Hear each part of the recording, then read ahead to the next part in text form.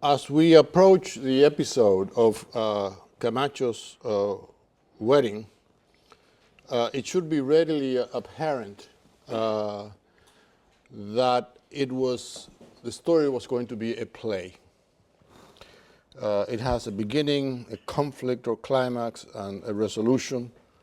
Given that it has a happy ending, it's safe to assume that it was going to be a comedy. Actually, scholars have ferreted around and discovered evidence that indeed it was a play that Cervantes was planning to write.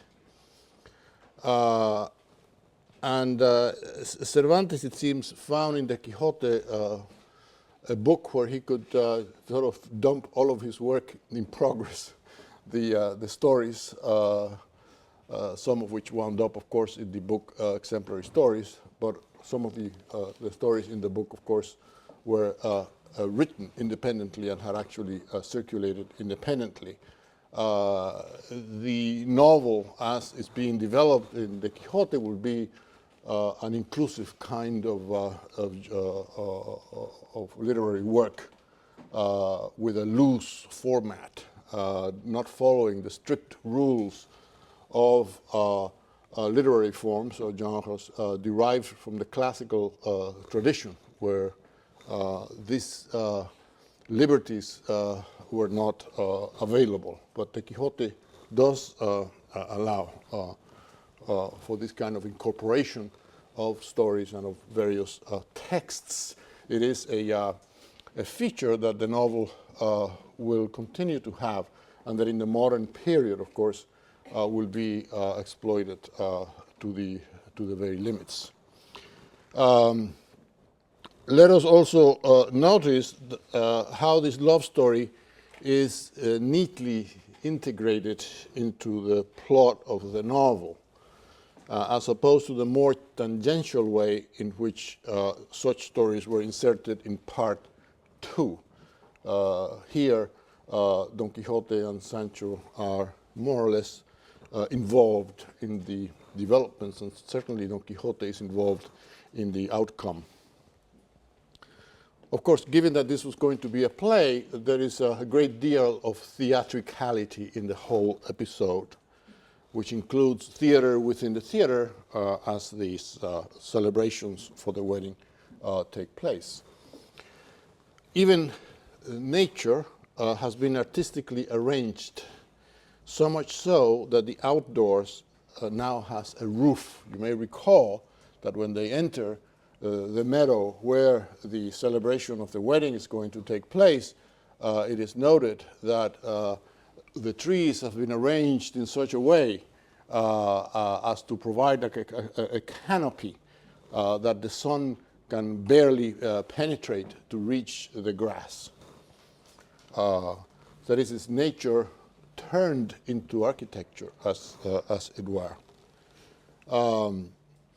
The play within the play is a way of underlining that everything is theatrical, that there is no real action that is not already theater, that is, life is already theater in part 2. And this is part of the theme of desengaño that I have been underlining for the past few lectures.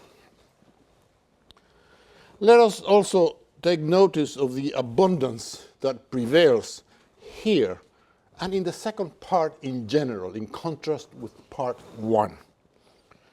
Whereas in part 1, the characters ate frugally, now Sancho has so much food before him that he scarcely knows what to do with it.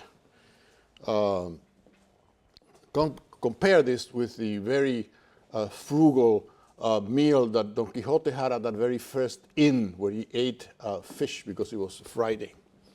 Abundance contrasted with the starkest want is typical of the aesthetics of the Baroque, this clash. And abundance ties in with the notion of sensuality, the sensuality of Cervantes' art that Auerbach spoke about in the essay that you have all read and that he says is the hallmark of Cervantes' work. The sensual, the tangible, in all its abundance, turns into a simulacrum and reveals its opposite, which is quite literally death. This is the desengaño aspect. So we have Sancho's speech about death being the devourer of all. As I said, the overarching plot and the plot within the work in these stories follows this pattern of engaño and desengaño. Now, we may ask, when we come to this episode, why are weddings so important in fiction, including film? Of course, in the theater too, but in film. There are many films that you, I'm sure, can remember that center on a wedding. Weddings mark a moment of social union and renewal, both of society and of nature. They are a transition marked by feasting, particularly by eating. In fiction, weddings tend to be conclusions. They married and lived happily ever after is a common and traditional ending to stories. In the wedding celebrations, the world is consumed in a way that leads to the consummation of the marriage. The story, we will see much more about this in a very short time. The story of Camacho's wedding, like the myth of Pyramus and Thisbe, on which it is based, is a conjunction of love and death, of eros and thanatos, or love that struggles against death for continuity and renewal.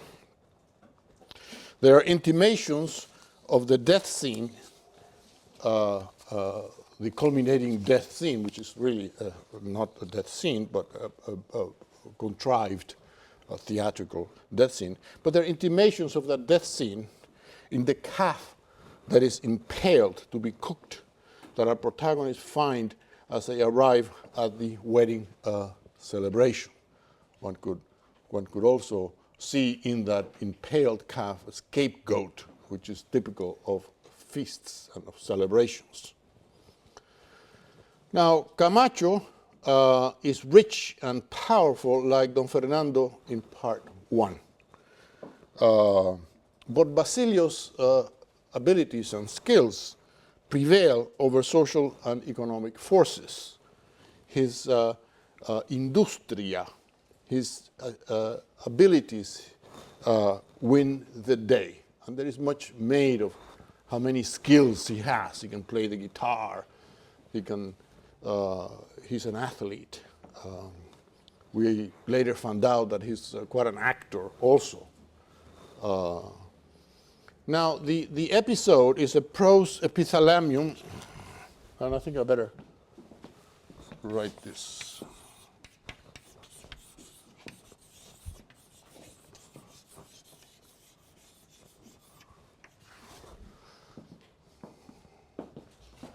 A poem or song in praise of the bride or groom, or of both, from the Greek epi, at and thalamium, nuptial chamber.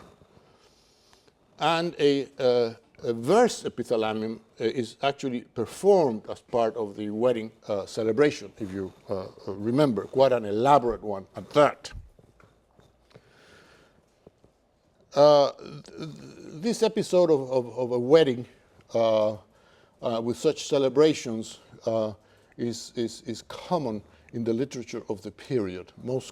The most prominent one is in the great poem by Luis de Góngora, whose name I may not have mentioned before, who is the great Baroque poet.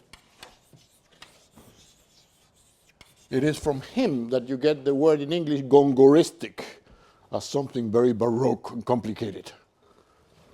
And he is famous for many poems, but the most famous one is called the Soledades. And in the Soledades, there is quite an elaborate wedding ceremony that is described. It is like a spring ritual, a celebration of nature's replenishment. Remember that part 2 vaguely begins sort of in spring. But in the whole episode, one wonders, is nature corrected by art, or does nature prevail? I think the answer is obvious, that art prevails, that art corrects nature. And this is, again, one of the main themes in part 2 of Quixote. Don Quixote is on the side of Basilio, not of Camacho, and in this the episode is very remindful of Marcelas and Grisóstomos in part 1, when Don Quixote again is on the side of Marcela. Perhaps this episode is the kind of ending that the Marcela Grisóstomo episode should have had in part 1. The reminiscences of that episode also in the attempted or faked suicide. In part 1, Grisóstomo, as we saw, had actually committed suicide. Now, the story is a version of the myth of Pyramus and Thisbe, which had been anticipated by Lorenzo de Miranda's sonnet on the topic during the episode at Diego de Miranda's house, his father's house, the man in green, and is mentioned directly by one of the students on the road to the wedding. It is also acted out in the danza hablada, the spoken dance, the epithalamium, during the wedding festivities. So the myth of Pyramus and Thisbe hangs heavily over this episode. John Finnegan writes, quote, "The occurrence of the ceremony in a theater-like, implies that the wedding is but one more artifice. Therefore, when Basilio appears, we become caught up with the spectators at the wedding. They, like the audience at the play, were suspensos esperando. They were waiting in suspense to see what would happen. The heralded star of the play has just stepped on stage, and everyone is anxious to see what he will do." Finnegan adds, comparing this episode, which is the only one on love on the second part, with the Cardenio tale of the first part. And he writes the following. This is a rather lengthy quote, but I think a useful quote from this John Finnegan. It goes, "The final result of the action of Camacho's wedding is the confirmation of the propriety of romantic love and the rejection of the illegitimate claim on love by greed. The same conclusion was provided by Cardenio's tale. There are, however, important differences between the two stories. Cardenio's tale ends in an inn to which the hand of fate had led the two couples. The Camacho wedding episode, however, ends in a stage, and the conclusion is brought about by Basilio's skill. The difference between these two endings reflects a significant difference between part 1 and part 2. In part 1, only Don Quixote and the priest acted as authors in the sense that they tried to impose fiction on reality. The role of art was of secondary concern to the other characters. In part 2, however, art and artifice are extremely important, and a larger number of characters, from Sancho Panza to the Duke and Duchess, and of course Sansón Carrasco, act as authors by using fiction to impose their wills on other characters. In Camacho's wedding, Basilio acts as author because he is not content to let fate decide the end of the story. Therefore, he imposes his will on the other characters by using fiction to alter the course of the story away from its natural ending, unquote. He's the author, but he's also the actor of this play that he has made up. But Another way to look at the episode is to see it as a modern version of the Pyramus and Thisbe myth, which is clearly in the background and looming, as I've just said, over the story. The Pyramus and Thisbe story in Ovid's Metamorphosis highlights the pagan theme of suicide, which Cervantes, in his Catholic environment, uses for dramatic effect, but ultimately avoids. Now, Ovid, we all know who he was, and I gave you some information in the sheet that I passed around with a copy of this episode in the Metamorphosis. He was a Roman poet of the last Augustan age. He's known for his Ars Amatoria, which someone called the most immoral work written by a man of genius. It's on love. Don't rush out now to get the book.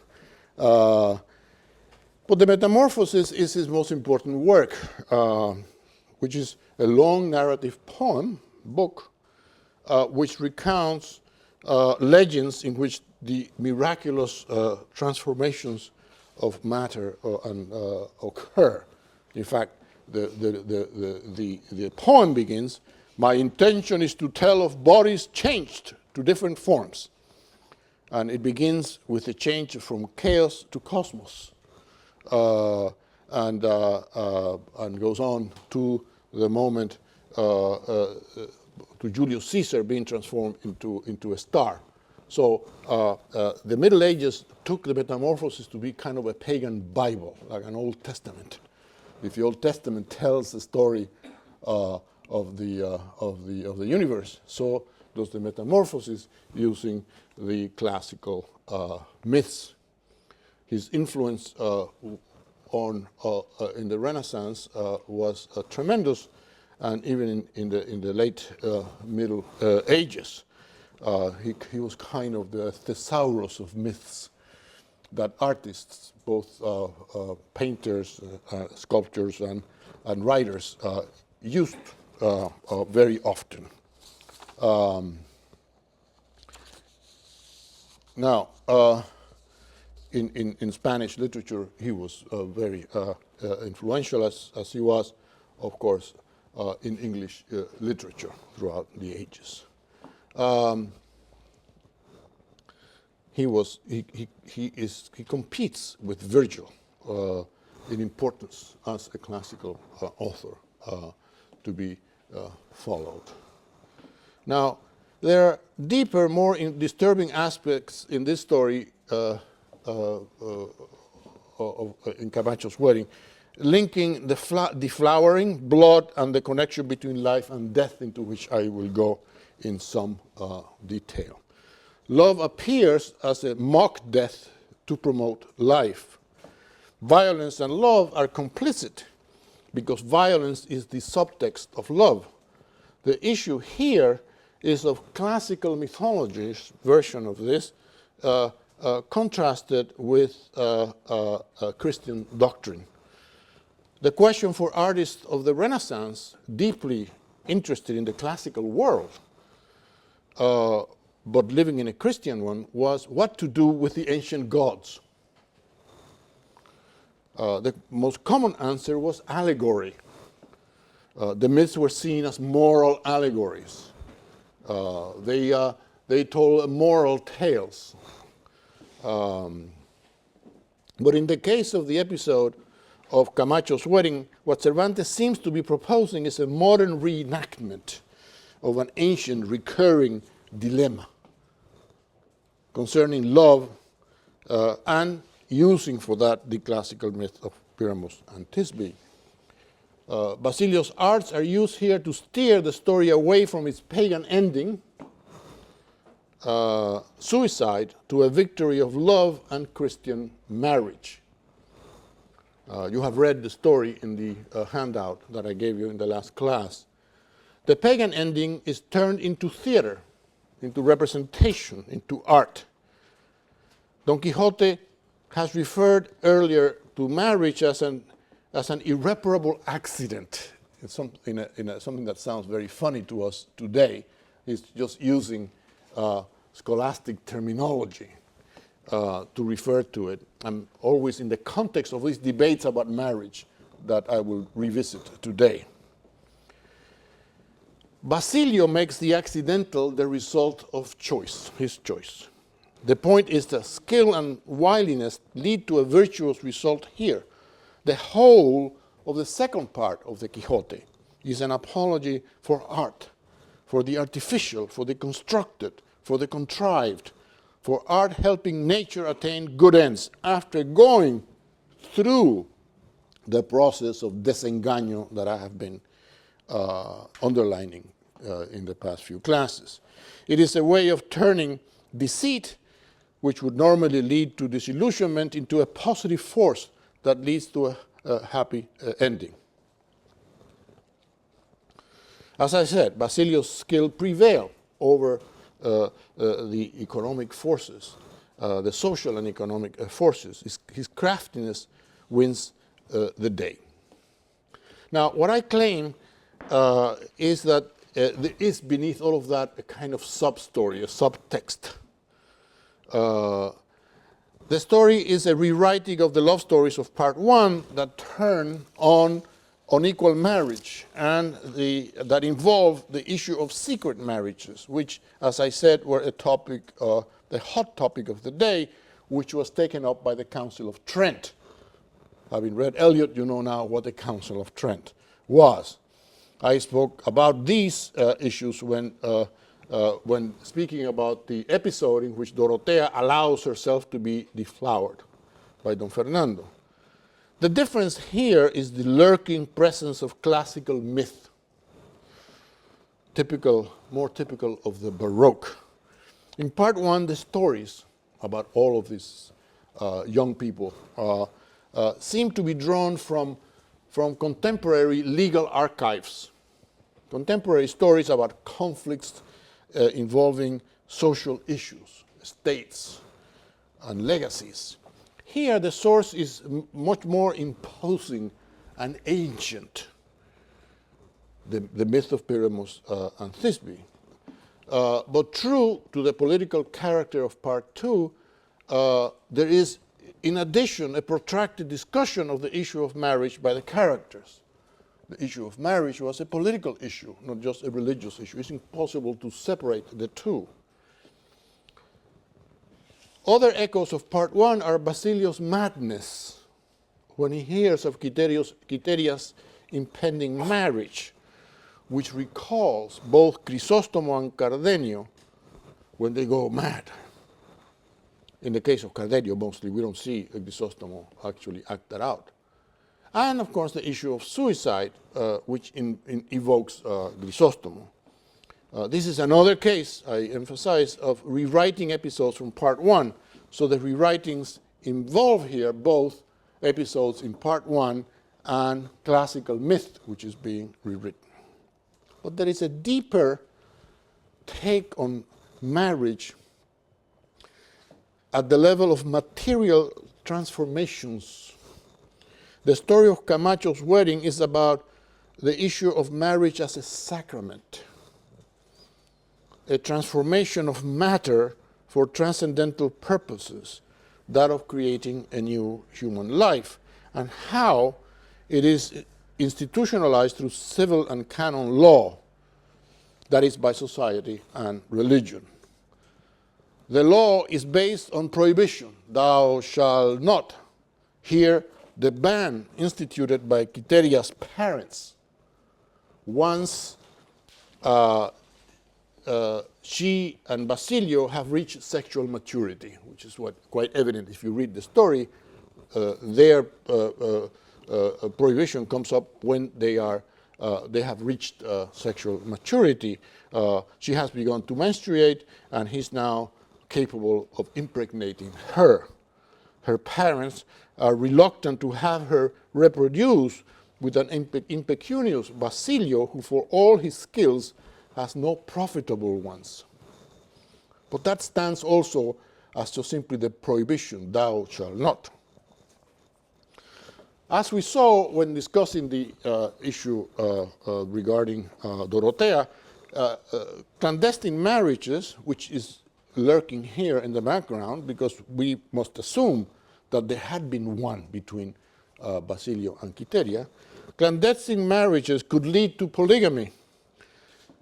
I mean, I could say to any girl that I was involved with, yes, yes, I will marry you. And then, if it took, as it were, you could be married to several women. And also, how can a vow hastily made in the heat of passion yoke partners for life in what Don Quixote calls, again using scholastic terminology, un accidente irreparable, meaning something that cannot be taken back. In the Catholic Church, you cannot take it back. That is, how can words uttered in these circumstances make a marriage? How can free will be so easily surrendered? The Council of Trent proclaimed that the Church abhorred clandestine marriages and ordered the clergy not to celebrate weddings without published bans and the presence of witnesses. This was incorporated by Philip II into Spanish statutory law in 1564 and remained as the foundation of marriage in Spain until the 19th century. The conflict is dealt with very subtly in this story. Basilio is proficient in canon and civil law, and he puts it to good use in his trick to marry Quiteria. How does he do that? Well, he threatens to die without confession. I have to underline this because even if you are a Catholic, this is very difficult to conceive from our modern perspective. So, you want to die without confession? So what? Go ahead, be my guest. But by threatening to do that, he is accusing them of sending him irrevocably to hell, because suicide is a mortal sin, and if he dies without confession and commits suicide, he's going to hell no matter what. This is how he convinces everyone. He knows canon law and he knows civil law. So, to die without confession, if she will not give in, would condemn him to eternal damnation. Quiteria and the others would have done more harm to him this way than murdering him. Murdering him would be nothing compared to eternal damnation.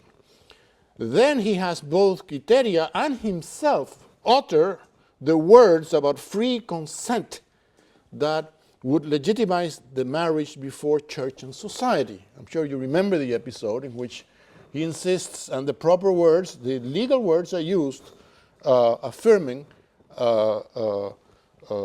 consent. She confirms later her determination afterwards to dispel any doubt about her desires and make void any future claims to dissolve the marriage. That is, she confirms it afterwards. So it was not just in the spur of the moment. She confirms that she wants to marry Basilio. All of these are very carefully constructed episodes to show Basilio's lawyerly skills. But as I am suggesting, in this story, Cervantes probes deeper into the issue of marriage,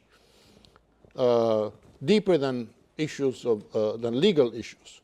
He goes back to marriage as a kind of transubstantiation, a transcendental metamorphosis of matter, a transformation of matter, the blending of bloods, literally, that makes the union indivisible, presumably. In looking at the episode with this background in mind, it appears that Cervantes is favoring the clandestine I do that Quiteria must have articulated,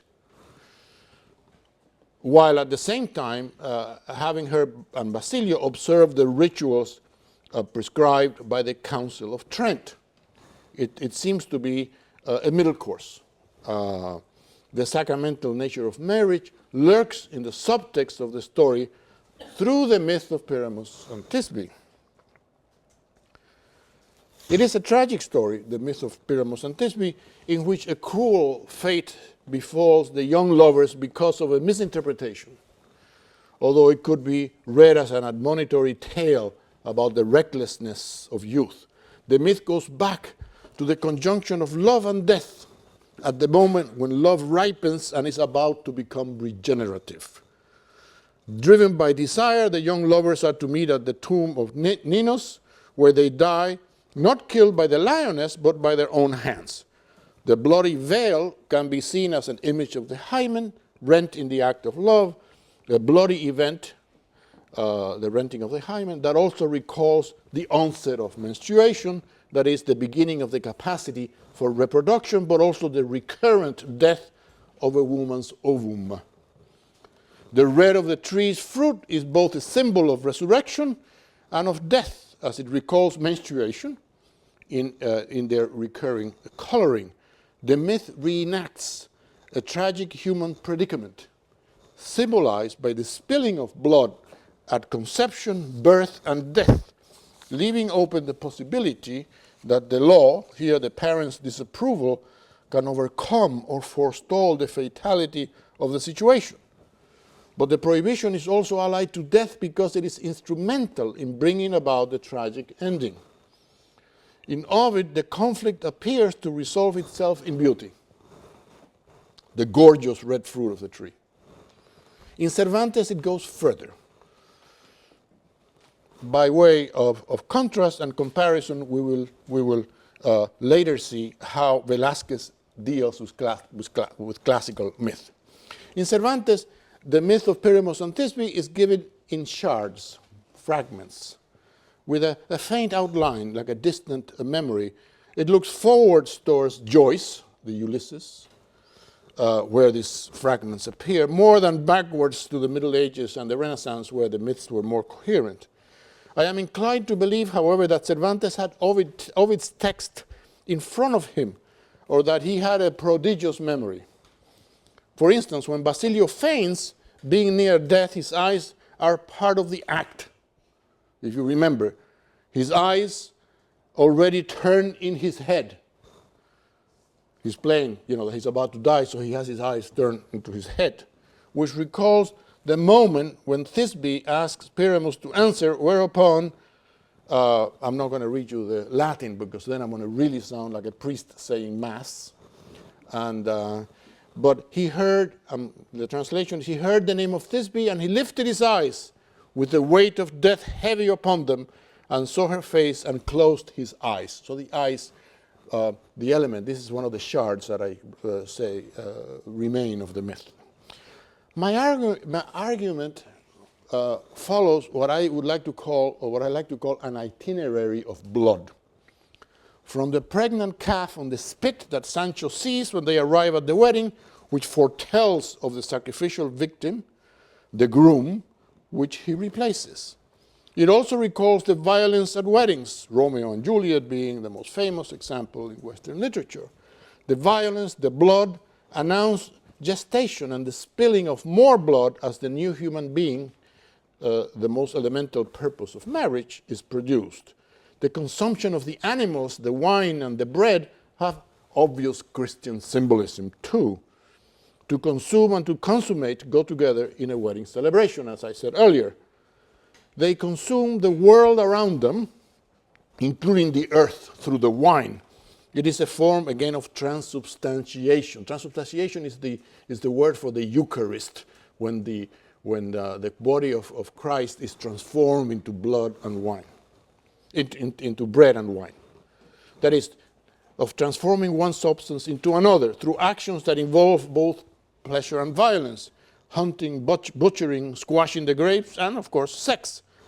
Basilio's intervention postpones the blood Criteria would have shed in Camacho's bed, substituting it for the fake blood that he has concealed.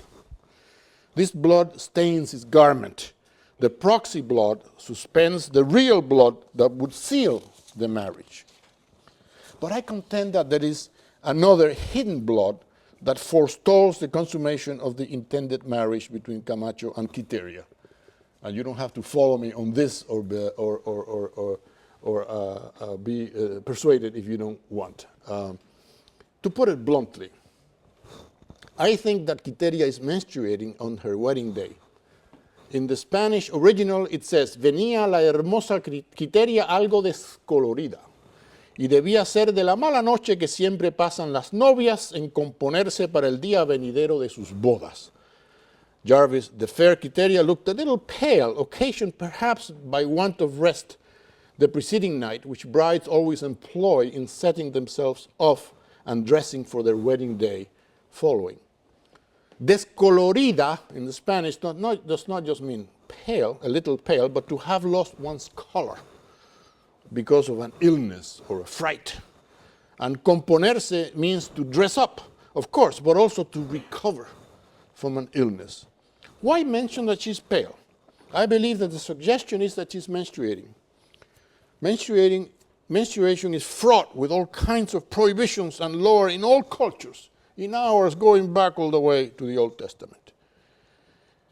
Now, menstruation in this case would have been a providential blot that would have impeded the consummation of Camacho's marriage, postponing Quiteria's hymeneal blood and preserving it for Basilio's bed.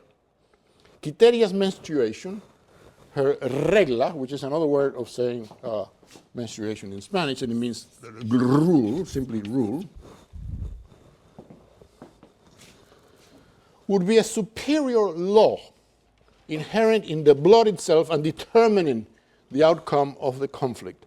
Marriage is seen as ordained by God, part of a divine plan that supersedes custom or law and overrides considerations of unequal social status.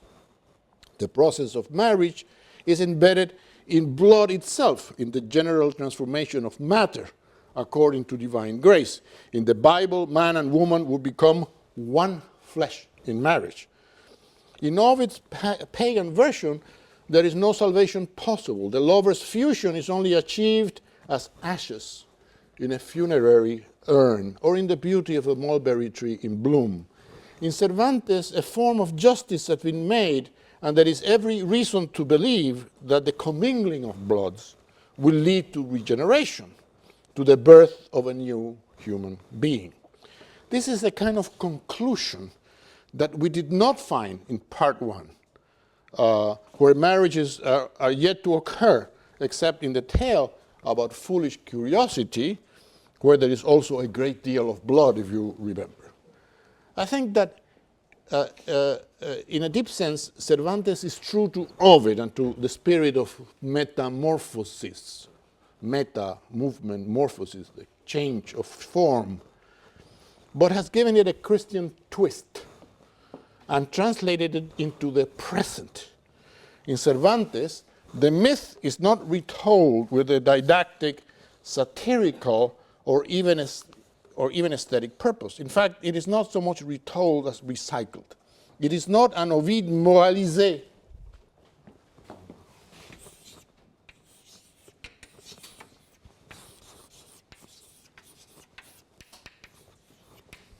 Ovid moralisé, which was from 1340, is a book in French by Pierre Bersuire, which influenced many writers, including Chaucer, and into which 15 books or chapters of the Metamorphosis are turned into allegories, as I mentioned before, or moral allegories. Here, this is not what Cervantes does at all, either on the level of marriage as a social institution and so forth, or at that deeper level that I'm claiming is told in this sub-story or subtext that I called the Itinerary of Blood. Now, in this use of myth, Cervantes resembles Velázquez. So let us turn to Velázquez again. And now we have to douse the lights or put the curtains down. And Elena is going to be good enough to be showing us some paintings by Velázquez that I just want to discuss in this context. So if you will wait a minute for the theatrical part of the presentation today to be prepared, as it were. All the way down. All the way down. Well, over there I cannot go all the way down, but okay, that's good enough. And then we turn off the lights, and I have to let my eyes adjust so that I can read my notes. Let's go to los borrachos. Okay. The Spanish philosopher José Ortega y Gasset, whom I have mentioned before, but I think that I want you to remember him as part of it. Can you see from this side? No.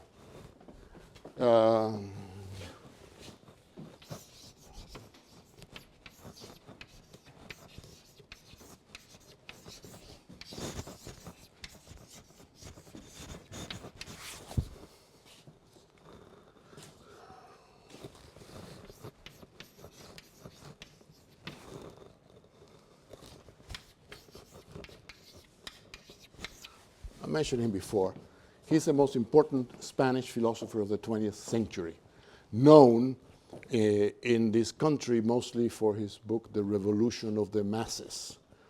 But also, he also should be read for many books, but one is the Dehumanization of Art, which is about the avant-garde art.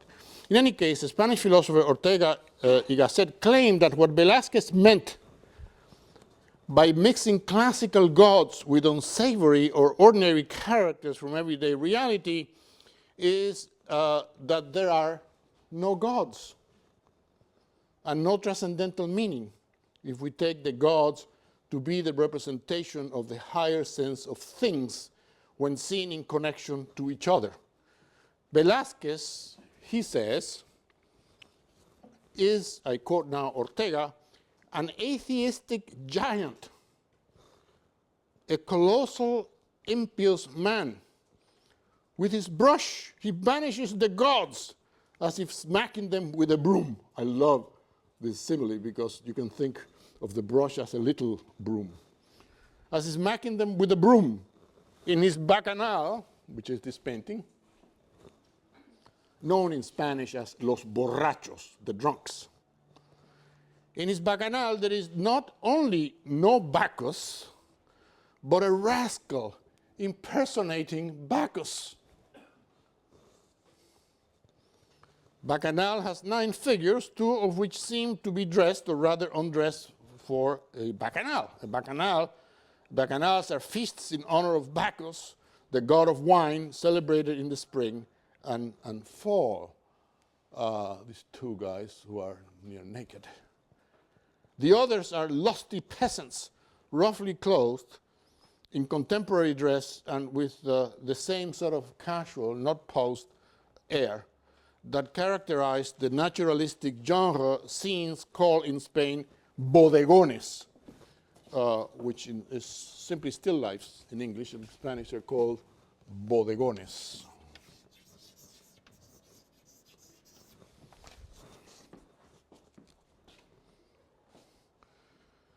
This painting sought and achieved the effect of a casually chosen slice of life.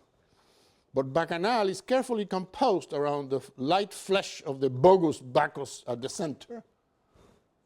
See? Jonathan Brown says, he's one of the great experts on Velázquez. He wrote a book with Eliot on Spanish architecture. That attempts to interpret the painting, quote, as a parody of the Olympian gods or as a sermon on the evils of drink have failed, and instead Velázquez intended to represent Bacchus as a giver of the gift of wine, which freed man temporarily from the harsh, unforgiving struggle of daily life. Deprived of the beneficent liquid, the beggar finds no respite from the hardships which in sober moments will be shared by all the company. This marvelous painting hangs at the Prado Museum. And if you remember the words by Auerbach about the supple plastic nature of Cervantes' art, of his depiction of things and of sensuous. You can see that there is, besides the connection I'm trying to establish here, a kinship between Cervantes' art and that of Velázquez. And you can imagine these characters as appearing in episodes of the Quixote, I'm sure. Look at this, the face of stupor on this drunk. He has sort of a grin of stupidity and drunkenness, and the others, you know.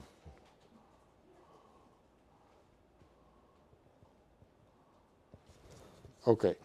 The spinners, las hilanderas, was painted around 1657. It is thus a very late work, contemporaneous with Las Meninas, and nearly as complex and as ambitious. In it, Velázquez has combined two subjects, one from the classical mythology and the other from his own time. It is a commonplace work scene, as you can see.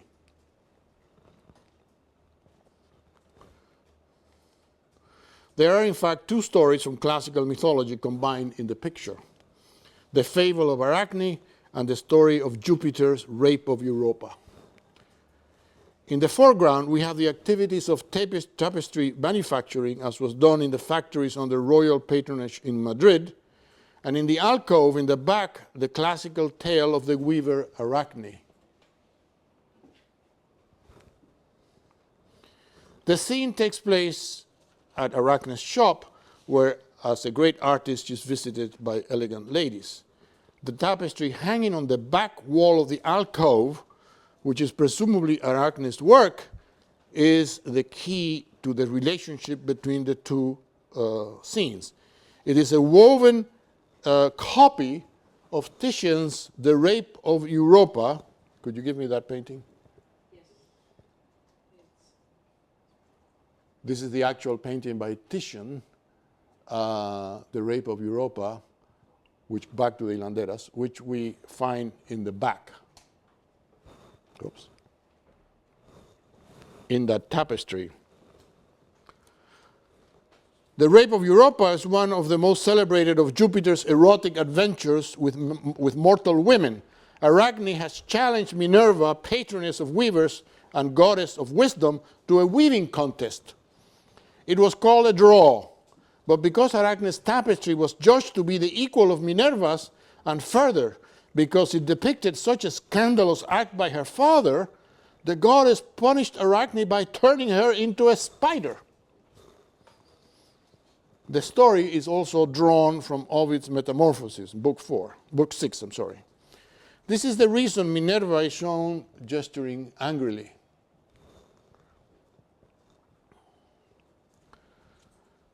Jonathan Brown, again, believes that, quote, by inserting a quotation from this famous work, The Rape of Europa, into the composition, Velázquez implies his belief in the nobility and transcendental value of the art of painting. In The Spinners, Velázquez seeks to reconcile the artificial world of myth with the palpable world of visual reality without sacrificing the decorum required by the one and the verisimilitude by the other. The decorum by the classical myth and the verisimilitude, the realism, by the other. The contrast, he goes on, between the foreground, where sturdy women toil at burdensome tasks, and the refined atmosphere of the artist's atelier, the scene in the back, is perhaps Velázquez's way of implying his conviction about the distinction between craft and art. Well, this is fine. That's the end of the quote by Jonathan Brown. And at the time, there was a raging dispute as to whether painters were artists or mere artisans. This may seem strange to us, but there was.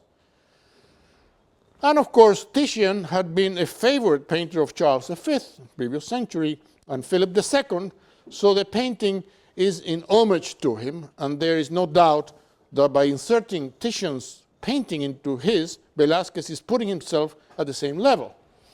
But there is a lot more to it, it seems to me. As in Las Meninas, there seems to be a revelation of the art, of the act of artistic creation,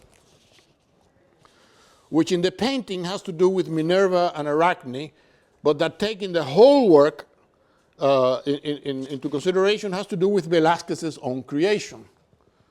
Creation appears as a layered process that involves the real, this is the real, either because art is a reflection of reality or because art illuminates reality, but also because reality unveils the artificiality of art.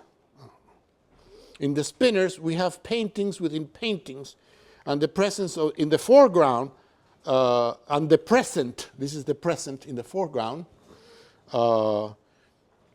appears as a repetition of the classical past. But but it is a repetition that is also a come down. Can the present day spinners recall the myth of Arachne?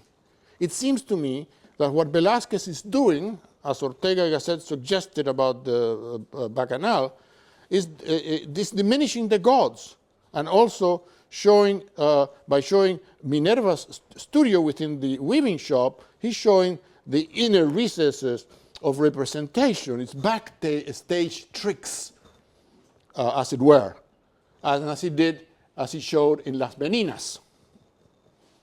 The whole painting is a desengaño, in other words, is what I'm trying to say. What we take to be gods are like today's spinners. The weaver's shop is no different from Minerva's studio.